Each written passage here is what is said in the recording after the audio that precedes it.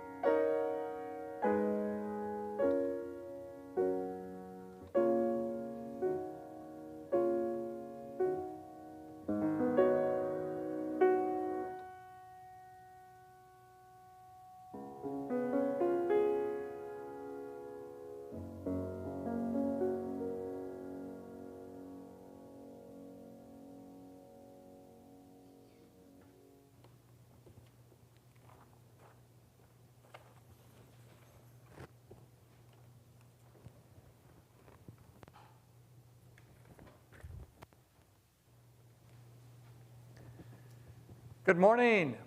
Good morning. Welcome to Carmel Valley Community Chapel on this cool but beautiful November Sunday. I want to begin by thanking Kristen Ramsden for being our liturgist this morning, and Brian Porter for being our audio, video tech person, and of course Holly Thompson for being our deacon to the diaspora. At this point in the service, I invite all who are able to please stand and join responsively in the call to worship printed in the bulletin. Spirit of life and love and new adventures, we give thanks for the constant invitation to renewal, growth, and transformation. For sun and warmth, and all that comes to life within creation, and all that sleeps within, awaiting birth, we give thanks. For the healing power and wisdom of community that is renewed and revised in every generation, we give thanks. For the beauty of the earth, the restoring rains, the winds of change, and the constancy of ground, we give thanks. Continue to inspire and expand our vision, lure us into new possibilities, and open our hearts to embrace the lifelong call to love and justice. That knowing ourselves to be loved and blessed, we may work to love and bless this ever-evolving world. Let us join together in singing our opening hymn, which is number 451 in the hymnal, Be Thou My Vision.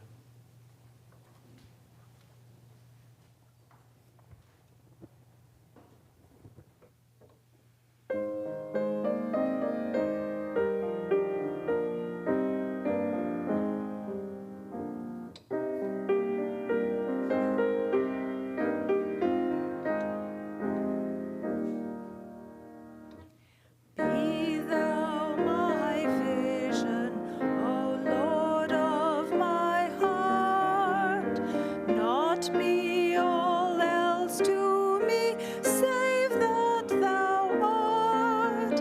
Thou my best thought, by day or by night, waking or sleeping, thy presence my light.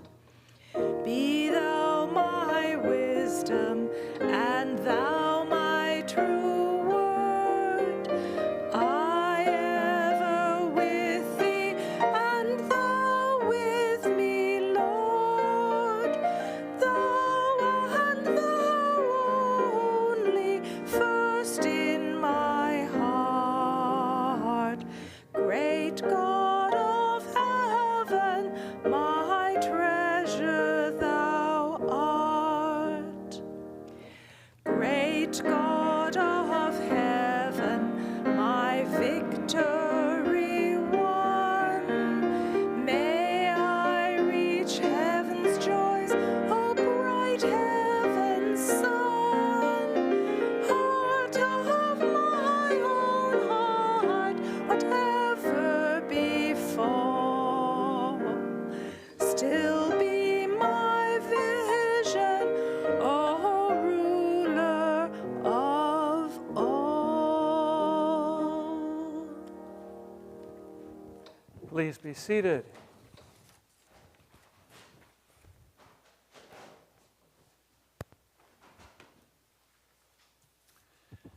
At this point in the service, I invite us all into a few moments of silent meditation and prayer. I invite you to take this time to center your hearts, your minds, your bodies, and your spirits into this here and now that we are creating for one another. After a little bit of time in silence have gone by, I'll play a musical meditation to bring us back into the flow of our liturgy. This morning, it's going to be an improvisation on a theme by Rameau. Let us join together now in silent meditation.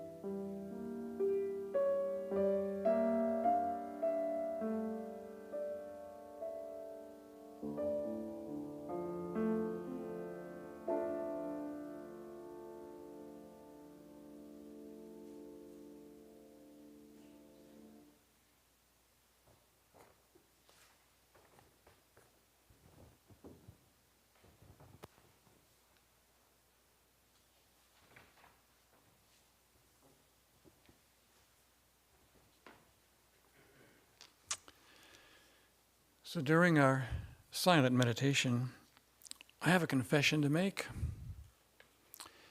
A question popped into my mind, and it was, how can I get people to sit in the front of the sanctuary when we're a small group this morning?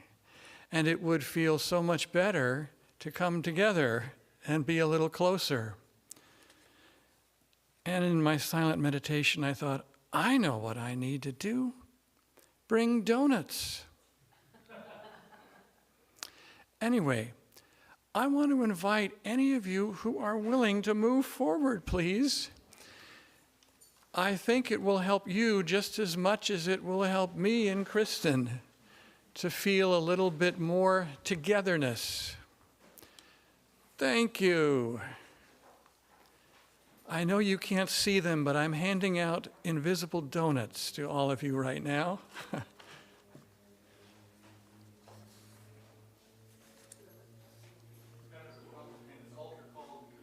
Right. A cross between an altar call and communion.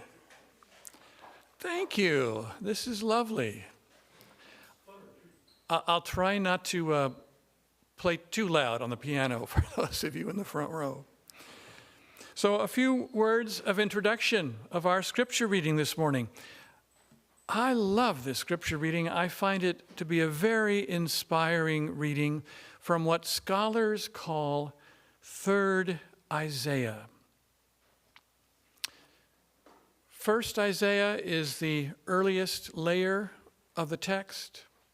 Second Isaiah is a little bit later.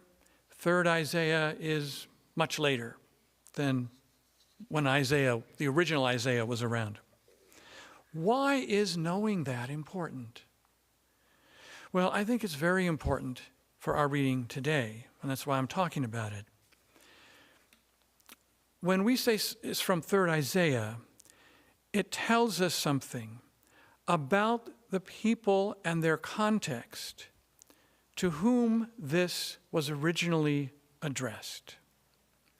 And this context is that they are back home now after their homeland was conquered and destroyed, and they were forced into exile to live in the very land that the enemies and the conquerors came from.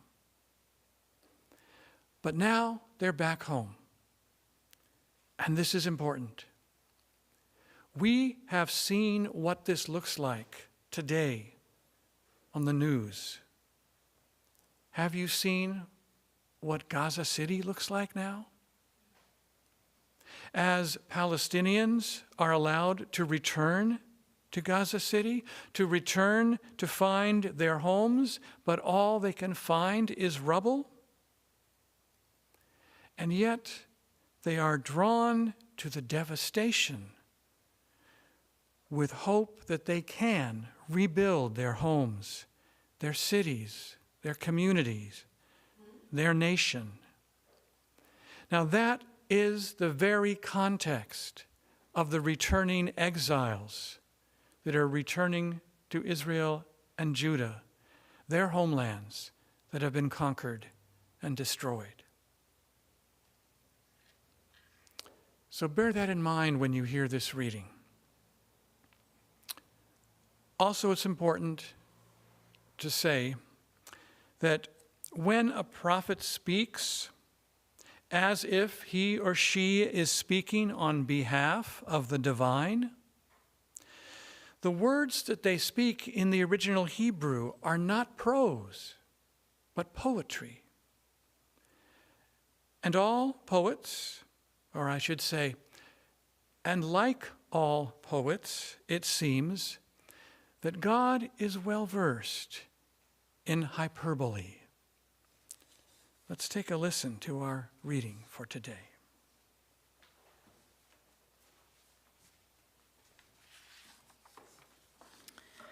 The reading comes from Isaiah 65, verses 17 to 25.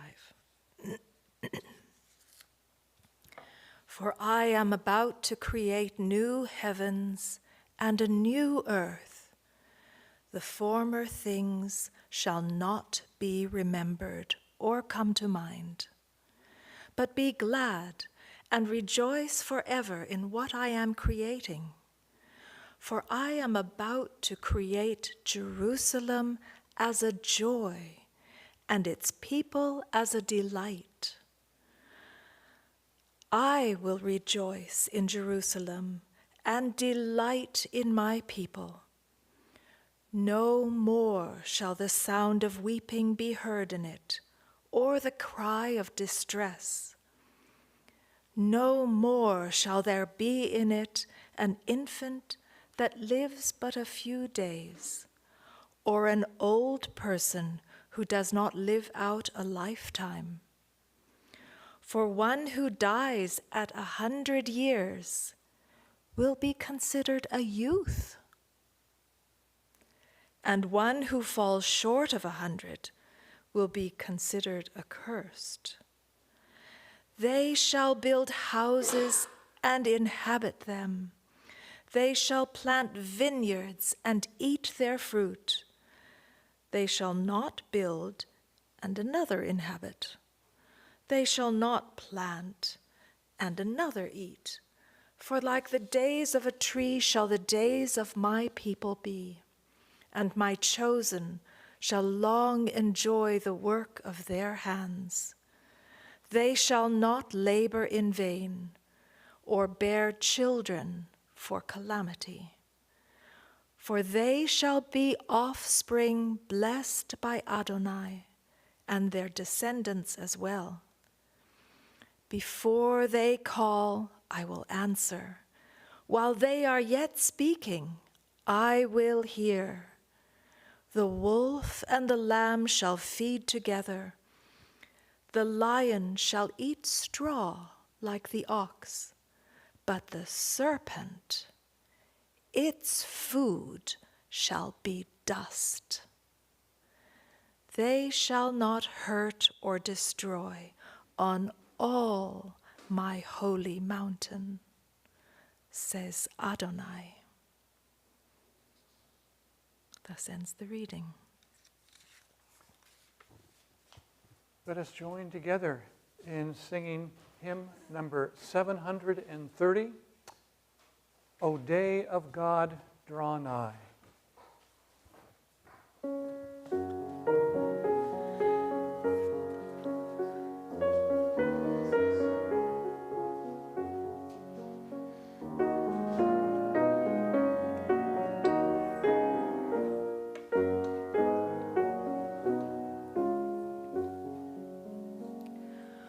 O day of God, draw nigh in beauty and in power. Come with thy timeless judgment now to match our present hour. Bring to our troubled minds uncertain and afraid the quiet of a steadfast faith, calm of a call obeyed. Bring justice to our mind, that all may dwell secure, and finally build for days to come foundations that endure. Bring to our world of strife thy sovereign word of peace, that war may haunt the earth no more, and desolation cease. O day of God, draw nigh, as at creation's birth. Let there be light again, and set thy judgments on the earth.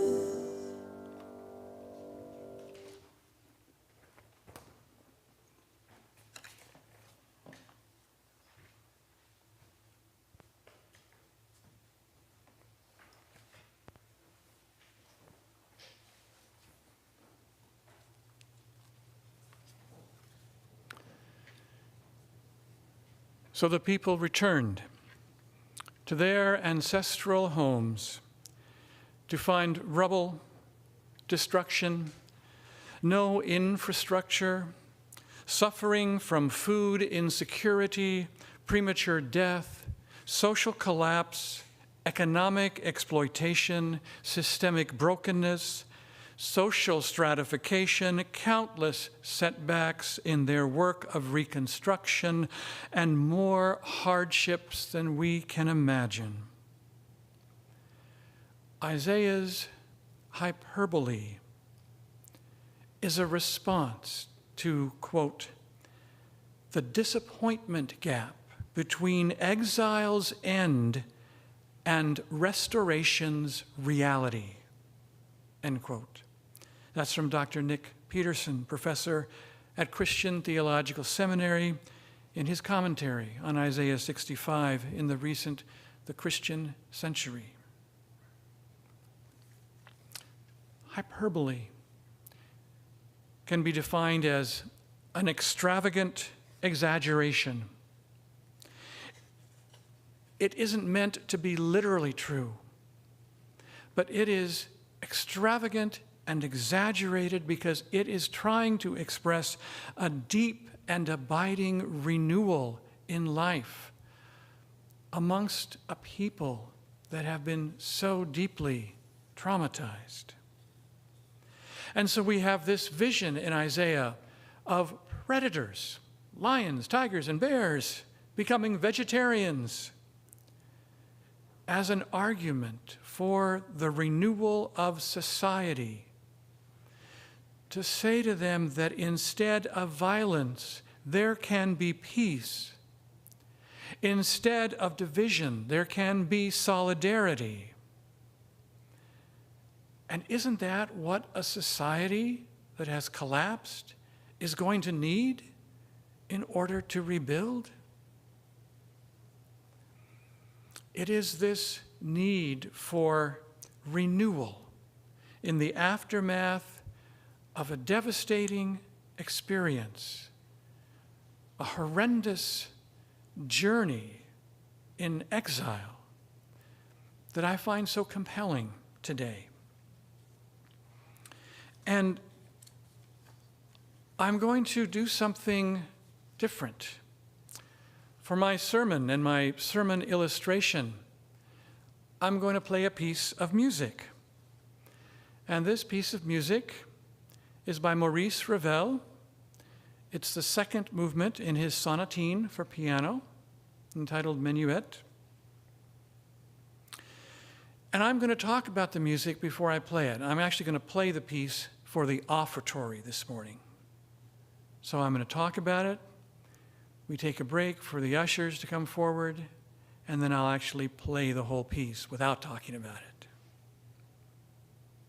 Now, I believe that a piece of music is a musical argument, a musical experience, a musical journey, if you will, that cannot be captured in words.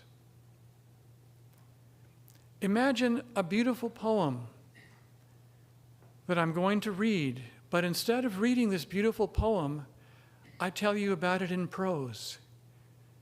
I think you'd be disappointed. Prose can't capture poetry.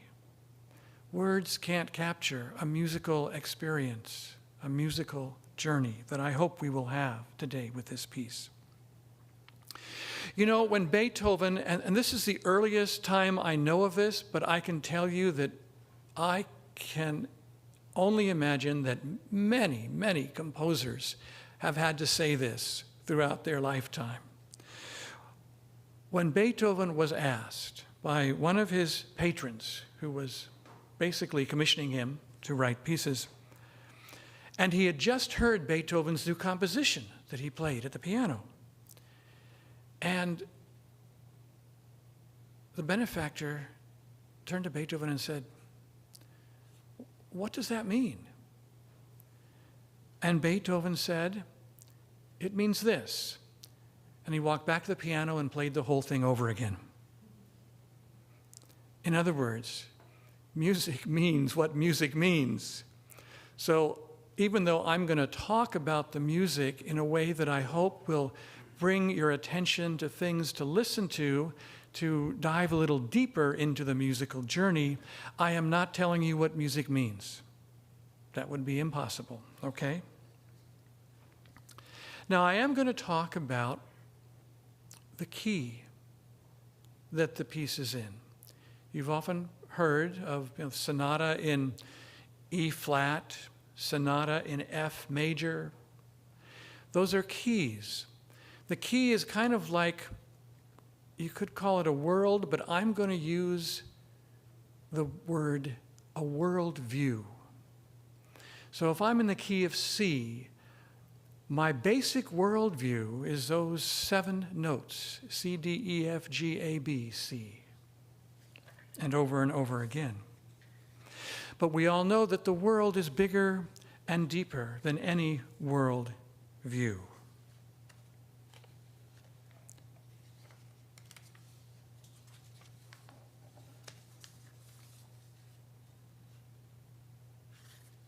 So I'm going to go to the piano, and I'm going to talk about the music and let you hear parts of it.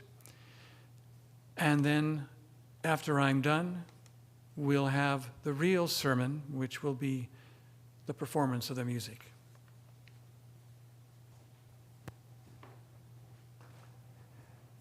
This piece begins like this. A very simple beginning. It is simply a D flat major chord in standard root position.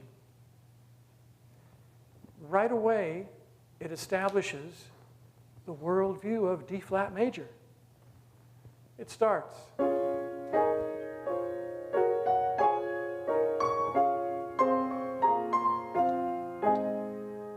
Now, there's nothing really remarkable there, just moving harmonies, all in the key of D flat major, nicely fitting into the world view. And then this happens. We're in a minor chord, still in D flat major. Still in D flat major, very interesting, pretty piece, major 7th. And then we have this. Do you hear anything harsh? That's in the middle of that chord. You hear that dissonance? And the dissonance is important because there's one note in that dissonance that is not in the key of D flat, that's not in the world view that this piece is saying that it's all about. And it's that G natural. And it continues 3 or 4 measures emphasizing that G natural. I'm not going to play it, you'll hear it. And then the piece, the first section of the piece ends in a minor mode, F minor. So it's not quite at home base, if you will, which would be D flat major. And that section repeats. And then we get to a new section in which we hear an F minor 7, and then we hear, now that is really far away from D flat major, that last chord, because it uses a D natural. It's what we call a dominant 7 chord. And actually, he places another 3rd above the 7th, so it's a dominant 9th chord. I'm going to refer to it as dominant 7 because that's a typical, very common harmony that's meant to bring you back home. Now, a B flat dominant 7 wants to go to this. Now, doesn't that feel like we're home? That's not where he goes. So in other words, he's telling you in the worldview of this musical journey that it's reaching out for something, for a home that isn't home. And it's not getting to home. It's moving on into something. There's where he goes after that B flat. It's kind of an odd. And then we have more what we call accidentals, notes that are outside the worldview. There's another dominant 7 chord, leading to another dominant 7 chord, leading to an odd chord. And then more dominant 7. Back and forth and back and forth. And then we're going to get into a new place where he lingers on this E flat minor tonality. And then we get to this is the first time I think we've gotten to it. After we've gotten through the first section, we're into the second section now. The dominant 7th chord for D flat. Took him a while. He's back to home base. All right? After this, we spend several measures in D flat major and going into little F minor, which is very unsurprising. And then we get to this B flat 7 dominant again that goes to, that doesn't sound right. Does your ear tell you that that's an odd place to go? It is. So there's a surprise. But that surprise is D flat major. And we're going to be there for 2 measures as the scale moves up. And then,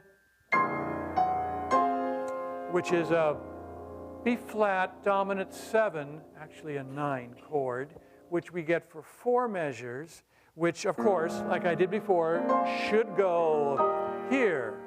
But instead,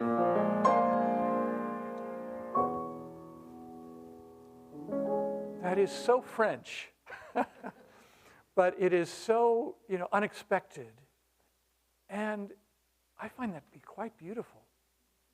It's as if this journey is really now taking us, it's been hinting that it was going to do this for a while, but now it's really taking us into a foreign land.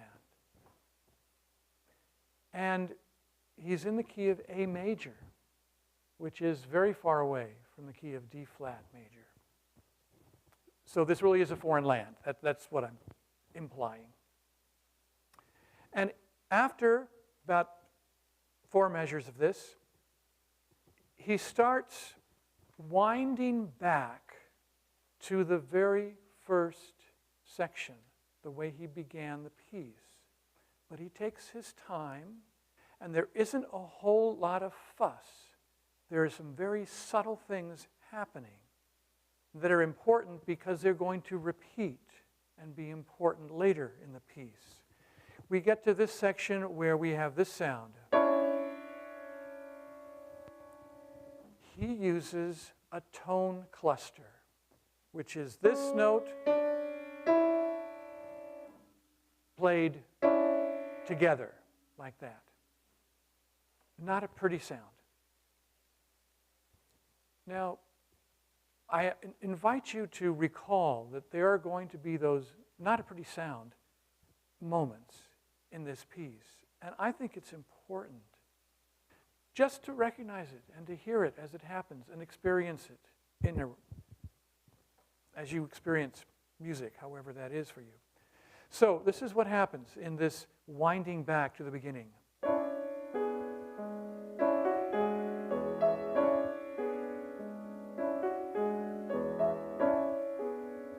Now, this is going to subtly change.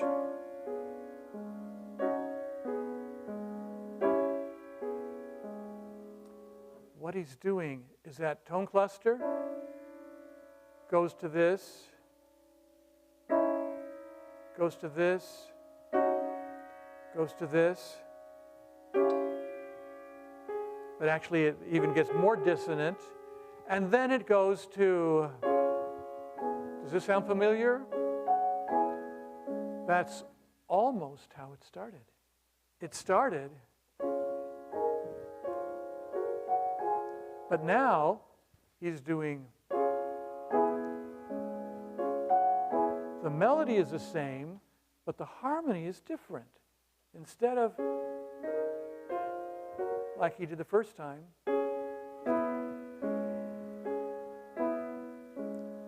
hear that second tone, here's the first. That tone uses, it's two notes that are not in the key of D flat, or A, where we've been just before that now. So some of this foreignness of the journey of this piece is lingering even as we return home. And it's going to continue to linger and show up as Ravel repeats the first section we heard at the very beginning of the piece. And then it winds down in a way that's very, it's beautiful, but it's not unconventional. There we are at D flat major. And then we're going to start a new section, which is kind of a tweak on the second half of the second section. Don't worry about it. It's a tweak on something we heard earlier. I'll leave it at that. But it's in a new key. This is in the key of E major, or actually C sharp minor.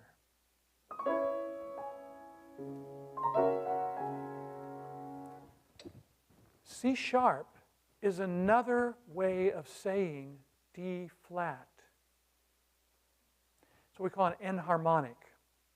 So here's a C sharp, here's a D flat. It's the same note, just a different name for it. So it's kind of interesting. But then he's going to go into some really, I don't know what to tell you about this.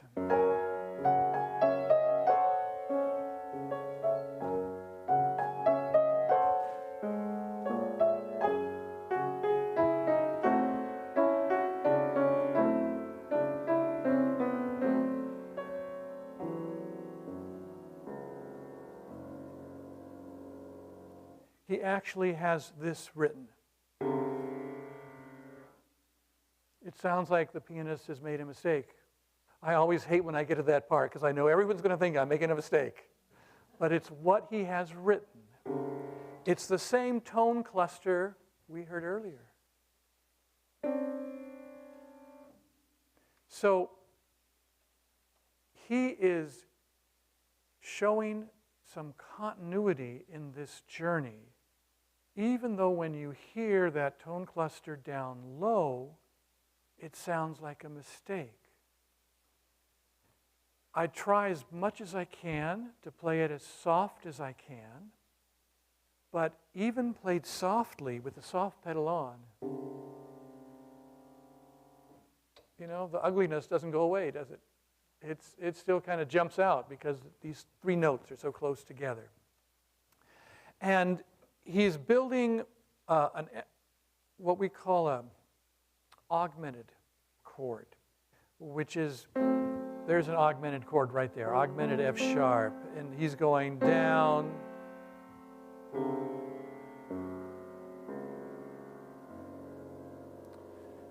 Doesn't that sound murky?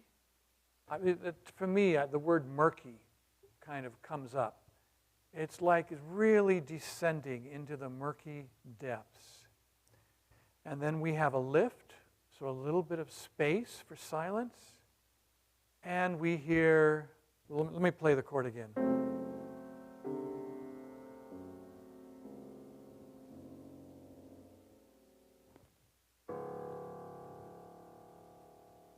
And then we're going to hear the last four measures, which I'm not going to play for you now, and see what happens.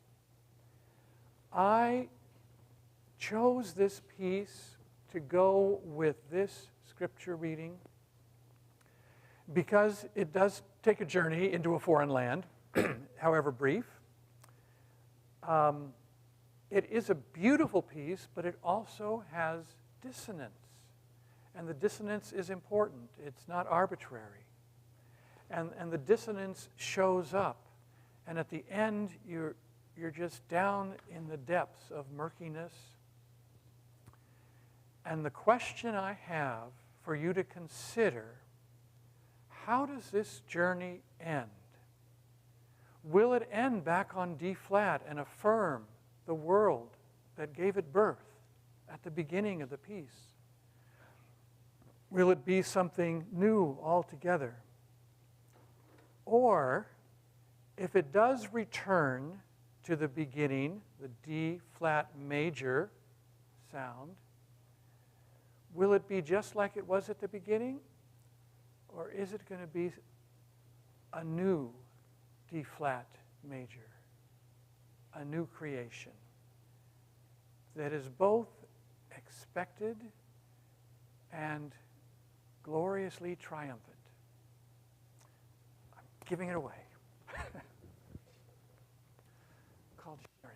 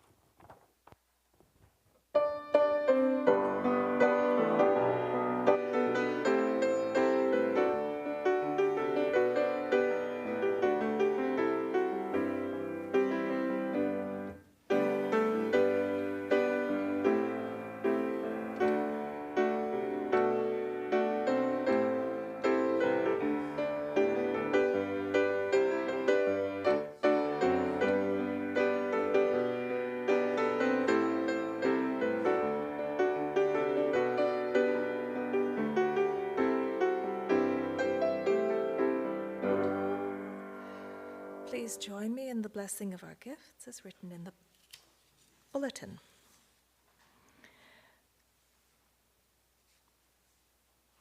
Actually, It's the dedication of our gifts and pledges. This is Stewardship Sunday. There we go. So let me up there and we'll do like a call to worship. You start. Okay. The Creator of all life and love has endowed our earth with bountiful blessings. Humanity was created to share in the wonder and joy of blessings. Blessed be to the givers and receivers of all that is good. We return to God portions of what has been given us, our time, our commitment, and the fruits of our labors. May the giving from the fullness of our lives be acceptable. May the gifts we bring express our faith in the presence and power of Spirit to transform the world. We are called to participate in the construction of a new reality. We now dedicate these, our pledges and offerings, toward the ministry God has given us, the enrichment of our life together as a covenant community, and in joyful service of the wider community. We dedicate our gifts and ourselves to Spirit, who calls us into discipleship and who surrounds us and sustains us with everlasting love. Please be seated.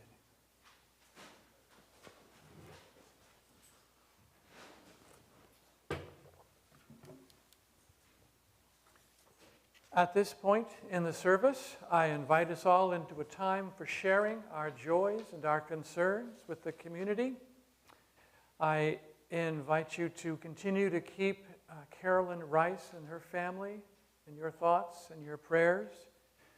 Bob died about 2 weeks ago, I think it was, maybe a little less.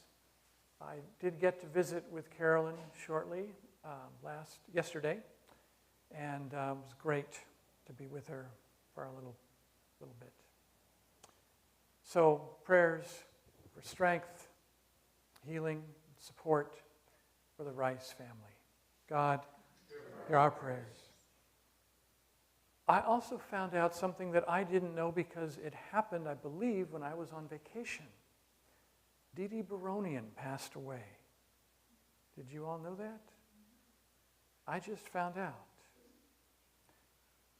Dee Dee Baronian has been a long-time member of this church, along with her second husband, Bob Baronian, who passed away many years ago. Her older sister, Nancy, passed away many years ago. And she'd had some serious health issues. So it wasn't a terrible surprise. But the last time I had visited her, which was not that long ago, she was in good spirits and talking and lucid and seemed to be doing really well. So she's been a wonderful part of our community for 24 years? About 24 years, yeah. So I'd like to say for the life of Dee Dee Barolian, thanks be to God. And for Dee Dee's family, who are mourning their loss and celebrating her life. God, hear our prayers. Is there anything folks would like to share this morning?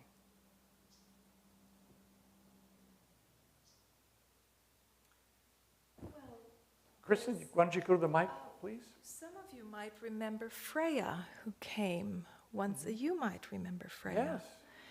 And I'm remiss. She was a resident at Hillcrest and was a long-time Manor resident, but I don't know her last name. Maybe I do, but it's not there. She just passed away very peacefully the day after her birthday. Oh, And her son had come for her birthday to visit her. But she was, I'm sure, very welcome in the other world. She was, I'm sure, also longing to get there because she was not so much here in this world anymore. But she went very quietly and peacefully. well, it doesn't get much better than that. To go like that, what a gift. Yeah. So Do- blessings and thanks be to God. You all may remember Freya often came with Steve and Barbara. Yeah. So she was a kind and gentle and loving spirit. So let us say, for the life of Freya, I am remiss in not remembering her last name. For the life of Freya, thanks be to God. And for her son and family and friends that are celebrating her life and mourning her loss, God, hear our prayers.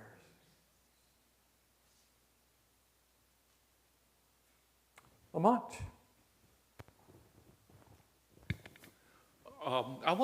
That was wonderful, Rick. Oh, That thank you. experience was so moving to me. Because, and not to toot my own horn, in my Lord's Prayer I have to prevent the discord of despair, harmonize good and evil.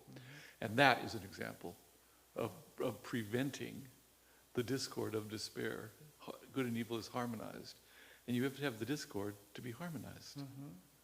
So all of a sudden you're in a trapdoor of mysticism. Yeah.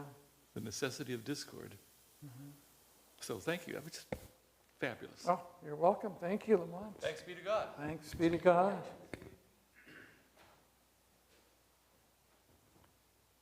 Well, if there's nothing further that folks wish to share this morning, I invite us all into a few moments of silent prayer together. After a little bit of time has gone by, I'll invite you to join together in the new paraphrased version of the prayer of Jesus that's printed in the bulletin. Let us join together now in silent prayer.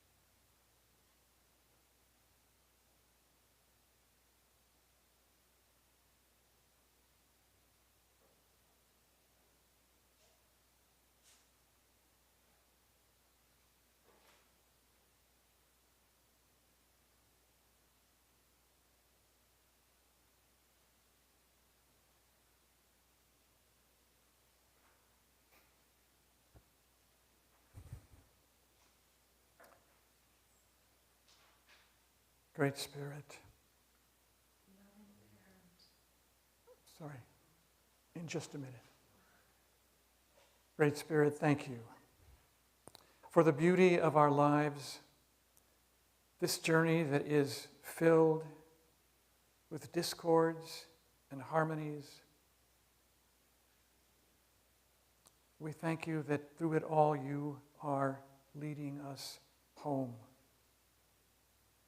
to something that we trust will be renewed, triumphant, and shining.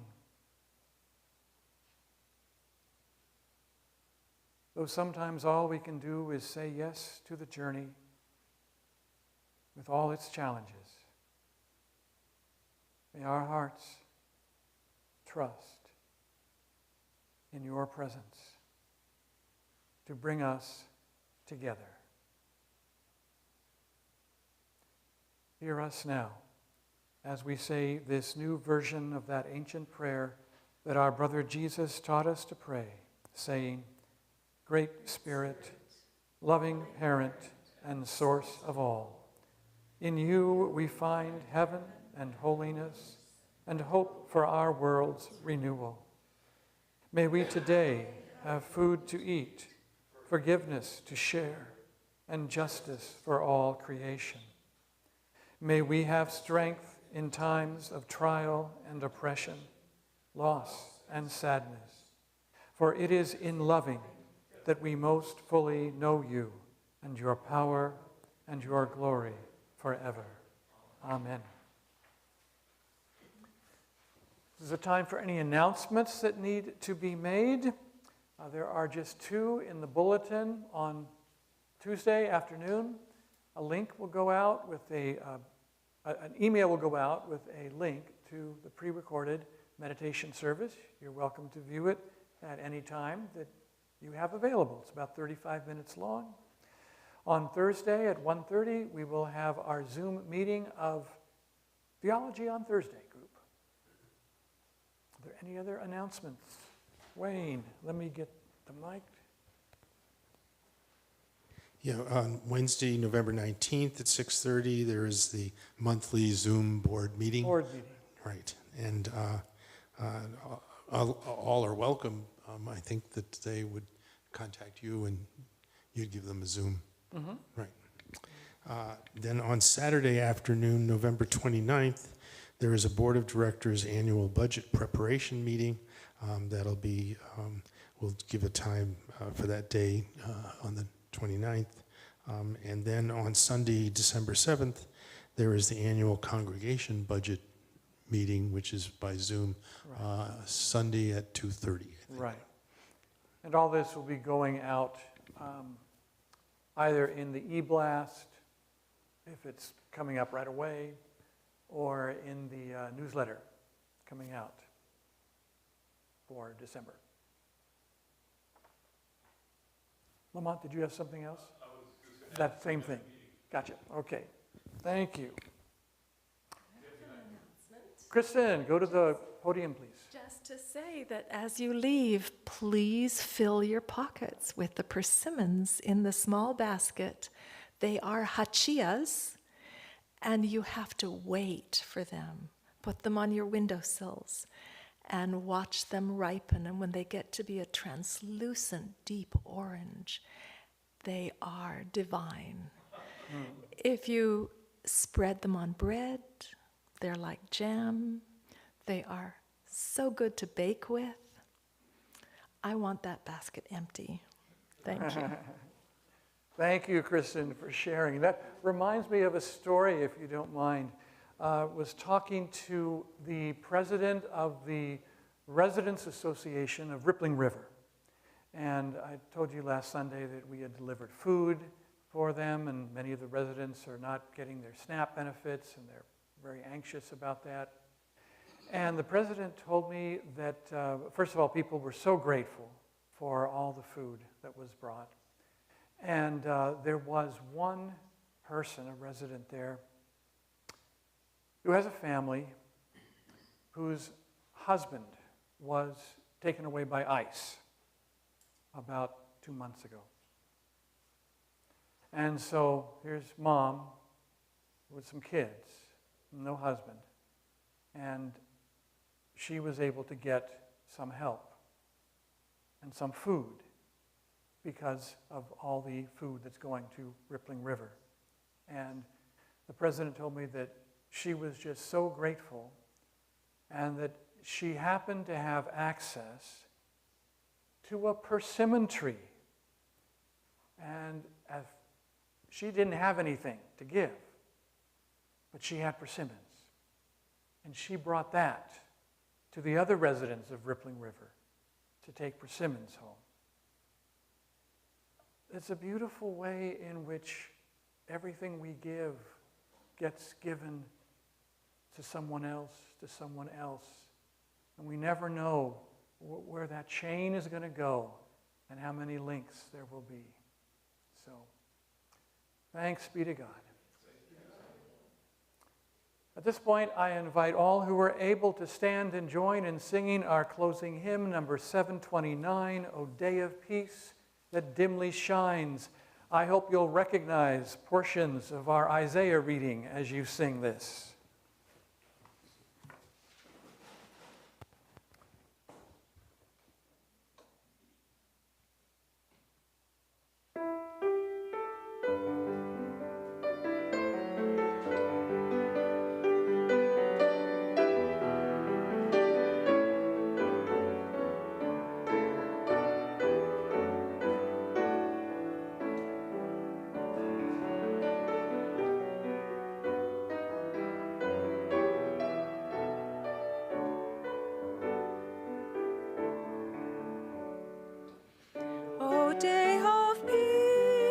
that dimly shines through all our hopes and prayers and dreams.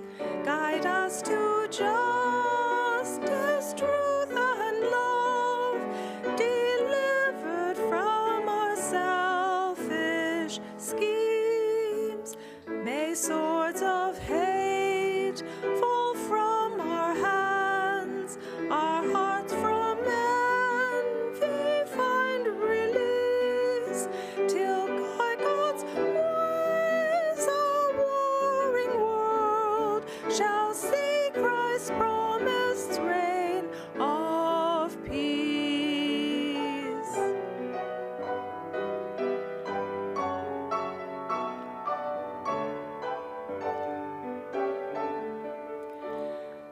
Then shall the wolf dwell with the lamb, nor shall the fierce breed devour the small, as beasts and cattle calmly graze. A little child shall lead them all. Then enemies shall learn to love. All creatures find their true accord. The hope of peace shall be fulfilled, for all the earth shall know the Lord.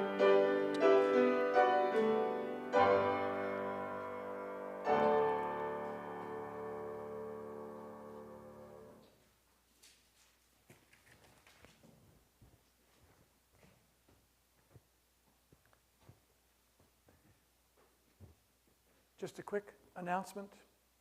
The postlude was chosen not because of financial issues.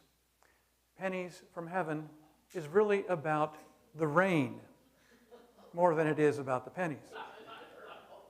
But I thought it was appropriate because this week, I guess I've heard this going on for many, many times, but something happened to make it more official. Pennies are out. Yep. Yep. So just imagine 100 years from now, no one will know what this song is about. What is it?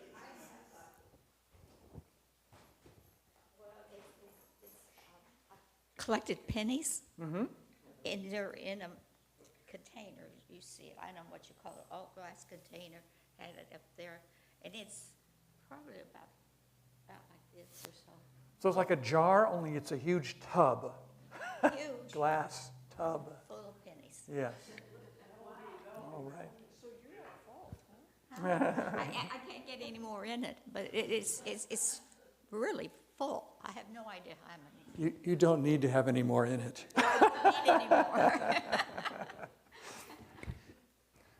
All right. May you go forth this day in peace, in hope, and trusting in the Spirit that is with you to guide you through this journey of life with all its discords, all its satisfying harmonies, and may the Spirit be with you, even if your pennies are not.